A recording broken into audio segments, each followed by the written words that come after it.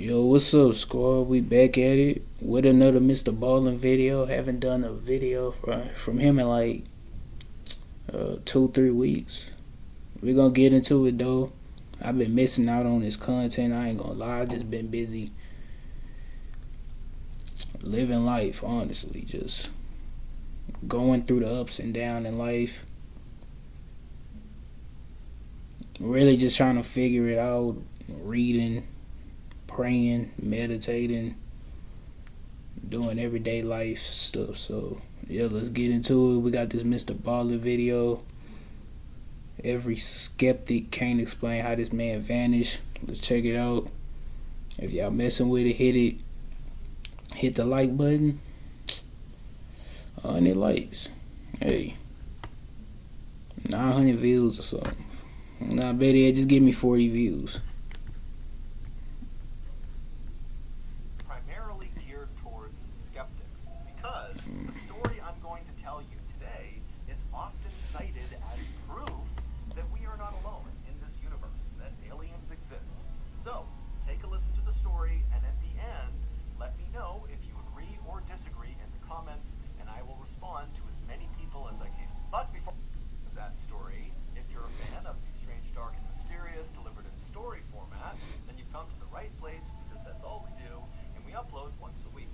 So, if that's of interest to you, please invite the like button to come out for a fun night on the town with you, but don't show up their phone calls or text. I mean, he gonna play the music, so we just gonna pause it right there, mute it for a little bit.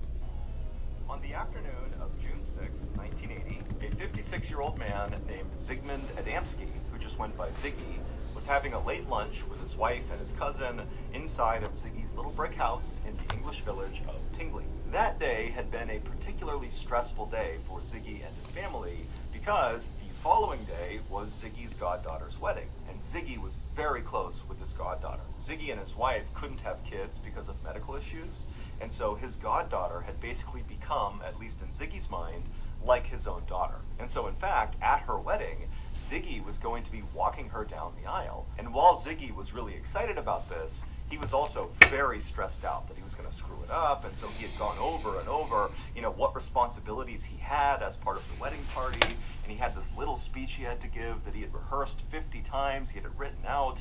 I mean, he was ready, but he was very much in his own head about something potentially going wrong that he would be responsible for. And on top of that stress, Ziggy had gotten into a fight that day with his cousin because he felt like the cousin was being kind of disrespectful in some way to his goddaughter, and so Ziggy had stepped up and defended his goddaughter to his cousin, and so there was this undercurrent of tension at the lunch table, not to mention this overarching stress that Ziggy was under about this wedding. And so as Ziggy and his cousin and his wife have this kind of tense meal, Ziggy suddenly realizes that he forgot to get potatoes when he went to the store earlier to buy ingredients for this meal.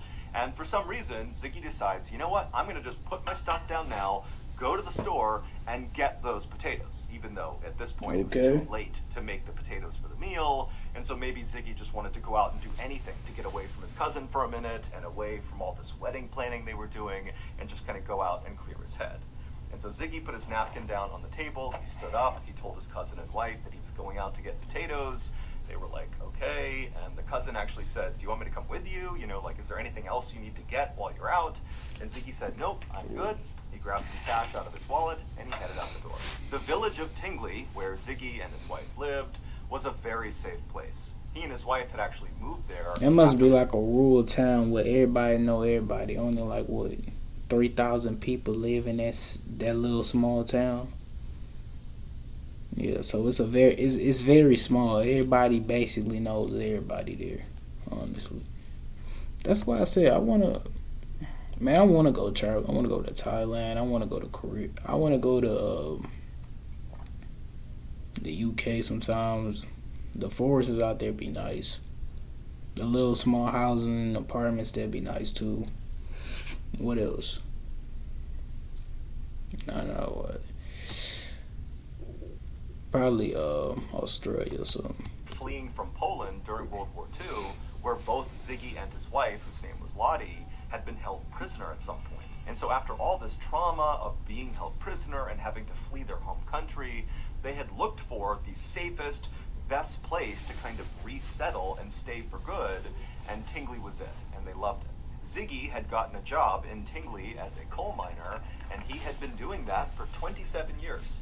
As for Lottie, she didn't work because she had a disease called multiple sclerosis, which meant she was confined to a wheelchair. But Ziggy and Lottie had quickly made lots of friends in town who were very supportive, and so it wasn't long before Ziggy and Lottie had a very happy and stable life in this town. The little shop where Ziggy was going to was only about 3 blocks away from his house, which meant walking to the store, getting potatoes, and coming back would only take a few minutes.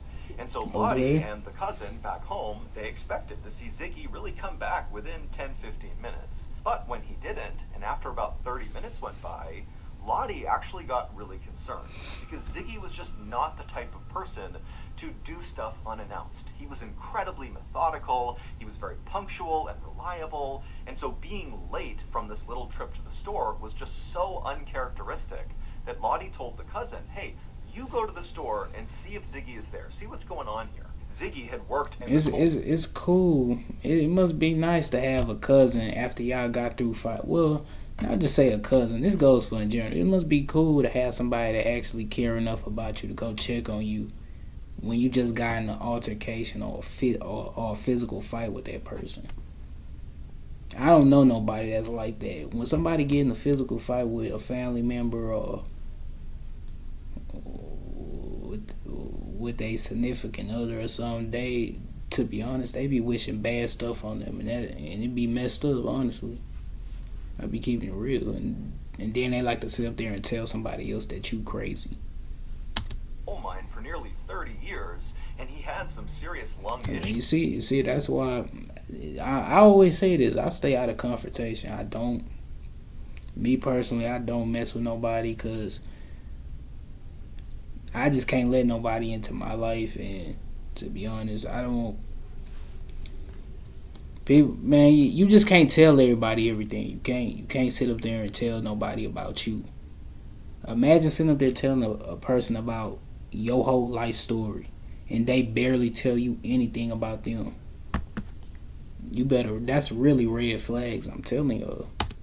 Issues from breathing in all of the coal, and so Lottie was thinking, maybe he collapsed or something along the way from these breathing issues. But when the cousin got to the shop owner told the cousin that they had seen Ziggy. He had come in about 25 minutes earlier, he had bought a bag of potatoes, seemed totally normal, everything was fine, and he had left, walking back in the direction of his home. And so the cousin thanked the shopkeeper and then left and began jogging back towards Ziggy's house, thinking, maybe he had just not seen him on the way, that maybe Ziggy was sitting down somewhere on this 3-block path. But the cousin got all the way home and didn't see any sign of Ziggy. And so after going back inside of the house, the cousin and Lottie talked about what they should do, and they actually went back out into the neighborhood asking around, asking neighbors and other people if they had seen Ziggy. But after a couple of hours of canvassing the Hey, Chad, what y'all think happened to him though? Did you think he just wanted to get away from all this and he didn't really want to be there for the wedding planning and all that? He didn't want to spend more money than he have to. So he just said, F it, I'm going to just stay gone for the night or for a couple of days and then come back. Or do you think something more sinister was at fault? Because, I mean, he just got through arguing with his cousin. I mean, it's more to this story than just dude just vanished. I'm not finna sit here and believe about no extraterrestrial coming down and kidnapping him and not returning him. the neighborhood and not finding Ziggy or finding any indication of what happened to him, Lottie ended up calling the police. But the police were not inclined to launch a huge investigation for a grown man who's only been missing for a couple of hours in his neighborhood. They don't do that for a lot of people. They literally wait till after 24 hours. After 24 hours is up, if that person still haven't showed up, that's when they take the crime, the report more seriously. Because now you got a real missing person on your case. neighborhood, with no sign of foul play or any other sign that anything really bad had happened. And after the police began asking questions of Lottie and the neighbors about what Ziggy's life was like, they learned that recently Ziggy had been declined for an early retirement from the coal mine. Because of those breathing issues he was having, he had requested to retire now, but they said no. And so Ziggy was really upset about that. He was really stressed about this wedding of his goddaughter the next day. I think he went away. I think he honestly just said, "F it, I'm leaving. I'm not returning." That's what I think. Fighting with his cousin. Also, Ziggy was basically taking care of his wife, who's in this wheelchair all the time. And so because of all these stressors in Ziggy's life, the police started to wonder if maybe it was possible that Ziggy had not been going to get potatoes, but in fact was just kind of abandoning his family. And so ultimately, on the day that Ziggy went missing, the police told Lottie and Ziggy's cousin that they should just sit tight, see if he comes back tonight, and if he doesn't, go to the wedding tomorrow, because Ziggy is so close with the goddaughter. If he's having some sort of issue right now, he's very likely to come back for something as significant as this wedding. And so Lottie and Ziggy's cousin stayed at the house all night. Ziggy did not come back. They didn't hear from him. And the next day they went to the wedding, but Ziggy didn't show up for that either, even though he's supposed to walk his goddaughter down the aisle. And so after coming back from this wedding, Lottie called the police, she called local hospitals, she talked to all of her neighbors. I mean, she really put out like an all-points bulletin to everybody in the area that something terrible has happened to Ziggy and we need to find him. But despite police beginning to lean into this and her neighbors really going out in force to try to find Ziggy, no one could find him. He had just vanished.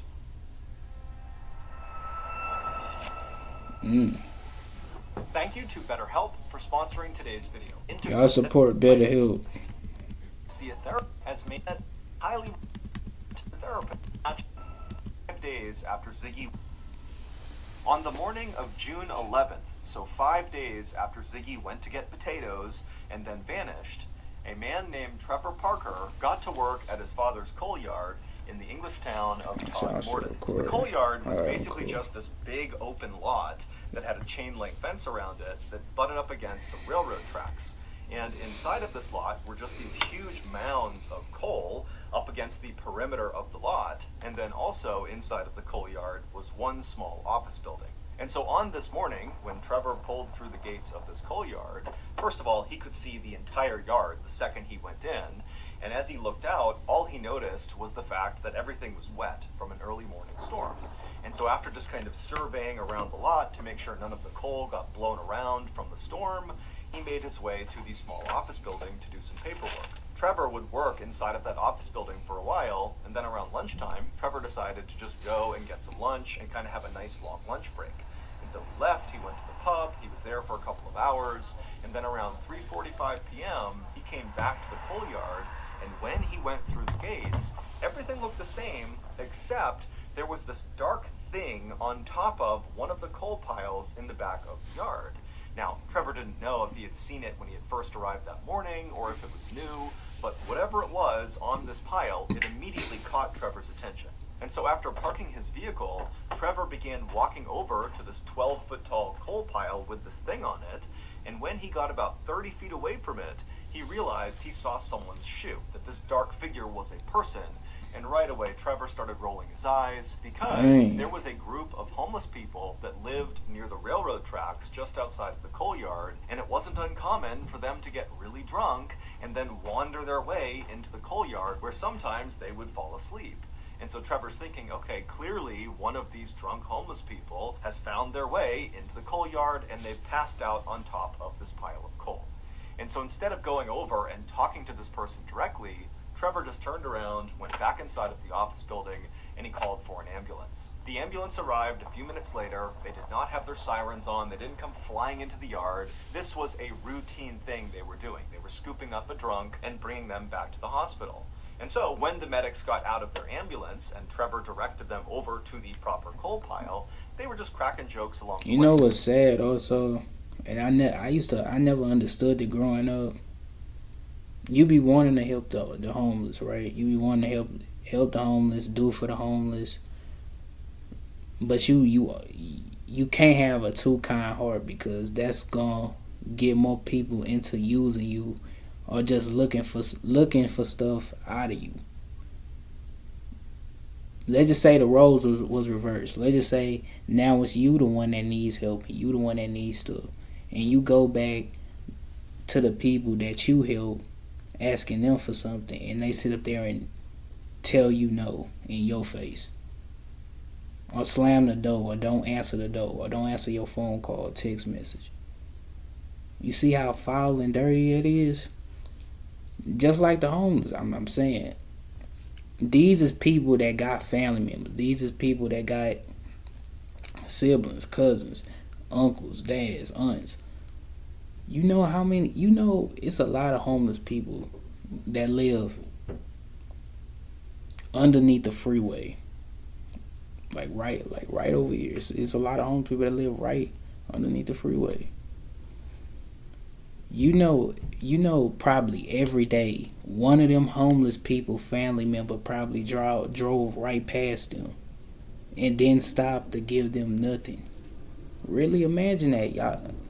You really gotta wake up and see it for. You really gotta wake up and see life for how it really is. Sometimes these family members don't even give a damn about their own family, and they be outside, literally holding up a sign saying, "Can I get some food?" But I mean, I understand why some people don't do it because they don't know if they actually gonna use it for food or just smoking and spending on drugs or something. I don't know, bro. But it's just crazy how the government and all this helping Ukraine, but they can't help the vast majority of the homeless people, the homeless that's rising out here and all around the other states. This was not a big deal. When the two medics got to the bottom of the coal pile, one of them began climbing up the coal to go see this drunk person and get them down.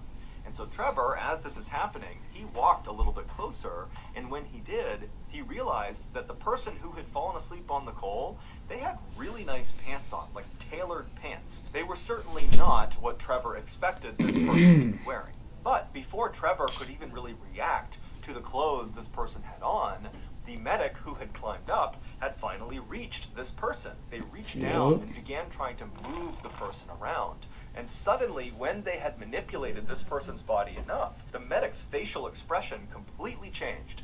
They went from somewhat routine to totally horrified. And they backed off of this person on the coals. They turned around and ran down the coal, practically falling over themselves. Whatever that was, they were scared. Like, what was something wrong with his face? Like, what? And when they got down there, Trevor heard the medic say to his partner, call the police right now. And Trevor said, what's going on? What did you see? And the medic, who had reacted that way, just shook his head and walked away to kind of... Yo, whatever happened to dude, he was scared and he was shook. Like, what, was the dude beheaded or something? Like, compose himself. And so Trevor, at this point, was starting to get spooked himself. Clearly, whatever the medic had just seen had really shaken him up. And so Trevor just kind of stood there while the other medic ran in and called police. And then a few minutes later, a police car came flying into the coal yard, and an officer... You know what's crazy about the police, right? This is what infatuated me with the police. You know how many times the police then actually vividly seen dead bodies and had no reaction to the dead bodies? I think they be trained for that type of stuff, like, honestly. It's kind of scary if you really think about it. It's like they probably look at dead bodies every day once they go clock in to work and go right on the crime scene. They probably look at a dude being beheaded, his lips torn off his mouth, eyes popped out of his head. Man, it's crazy, bro. Named Alan Godfrey, along with his partner, got out of the car, and right away the medic, who had gone to the top of the pile and been freaked out by what he saw, walked over with a very ashen face, and he told Alan Godfrey that something was terribly wrong with the person on top of this pile. And so Alan, not really sure what to expect, walked over with his partner to this coal pile, and with the medics and Trevor standing back, Alan, on his own, climbed up the coal, and and he looked down at this person. And what Alan saw was a man lying on his stomach wearing a beautiful three-piece brown suit, and Alan immediately noticed that there was absolutely no soot from the coal that this guy was laying on his suit, even though Alan, just to get up here, had basically covered himself in black soot.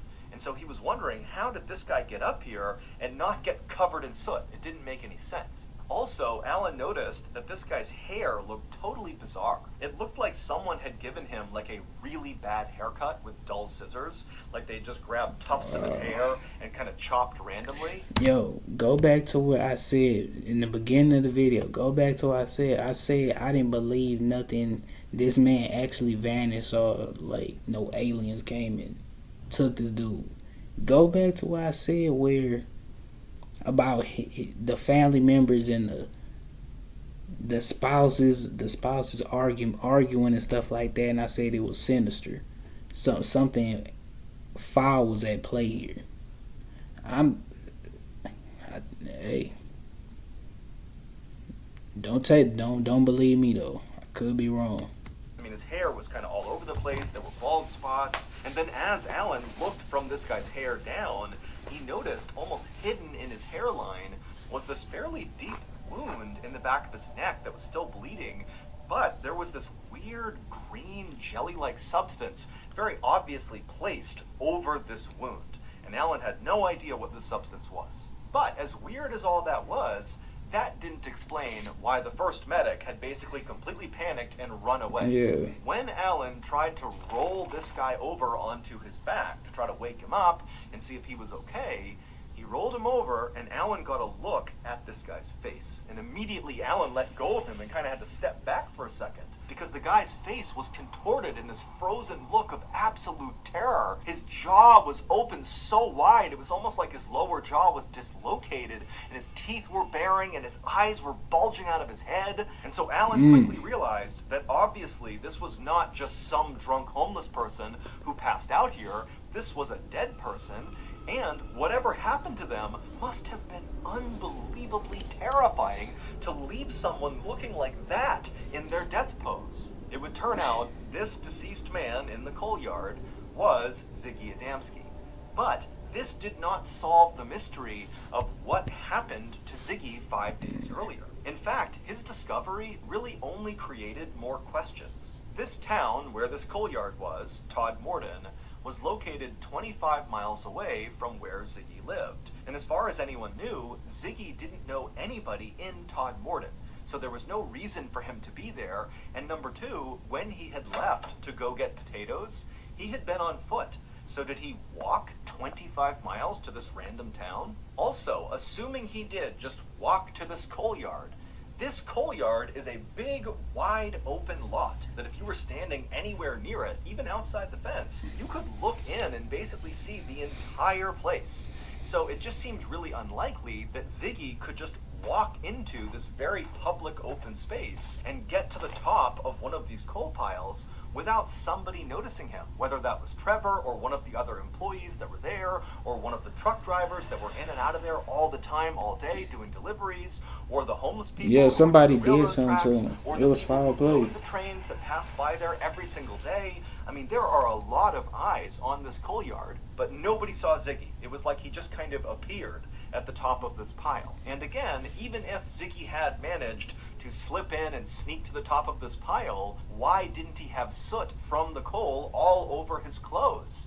And if maybe he had been brought there, if someone had killed him and put him on this coal pile, there's even more reason he would have soot all over him, because they would have had to drag him up to the top of the pile. And even putting all that aside, if someone really did kill Ziggy and they placed him on this pile, why? This is a very open public place. Someone is going to find him. You're going to get caught if you're the killer. And then, of course, there is the issue of what Ziggy was wearing. That brown three-piece suit he was wearing that had no soot on it, it wasn't his, and it wasn't put on right. The buttons were not lined up. It almost looked like somebody else who didn't know how to put a suit on had tried to dress Ziggy. And then Ziggy also did not have an undershirt on. It was just the jacket over his skin. And then also Ziggy had this totally bizarre haircut that looked like someone who didn't know how to give a haircut had cut his hair with scissors and said, you know, good enough. And then of course you have this wound on the back of Ziggy's neck. Now, the wound itself was determined not to be fatal. It was a fairly deep cut, but it wouldn't have killed him. However, the most significant part of that wound was that green jelly that had been placed across the back of it. During Ziggy's autopsy, they were unable to figure out what this green jelly was, and they ran dozens and dozens of tests on it. And also, during the autopsy, the coroner would determine that Ziggy had actually died the same day he had been found. So he was doing something for 5 days between going missing and being on this coal pile, but nobody knows what it was. And as for his cause of death, the coroner was not entirely sure, but it did seem like he died of a heart attack. The coroner would search all of Ziggy's body for signs of some sort of fight he might have gotten into, some sort of defensive wound on his body, but there was nothing. However, the coroner did find there were very small burns on the back of his neck that were caused by acid, but it was unclear how those got there. When they inspected Ziggy's stomach, they determined that he had been eating and drinking regularly, and so he was not malnourished, he was not dehydrated. He was relatively healthy when he died. He just had this heart attack for unknown reasons, and apparently whatever gave him the heart attack scared him so badly, his face... Even that dude didn't know he was gonna die that night. Dude was literally just going to the store to get some potatoes to bring back home to his family so that he could be ready for the wedding planning tomorrow. Man, shoot. It's crazy, yeah. It's crazy. Reported in that horrible way. Ultimately, the coroner just kind of gave up and ruled that Ziggy had died of natural causes, and then the case was closed. But to this day, no one really has any idea how Ziggy went from going out to get groceries to winding up 25 miles away, dressed differently, with this haircut, with this jelly on him and acid burns, dead with this horrible look on his face on this coal pile. It doesn't make any sense. This case has become very famous because people say it is the best example of alien abduction. That Ziggy had left his house to But why? Why would the... Hey, that's the end of the video, yo. I'm done.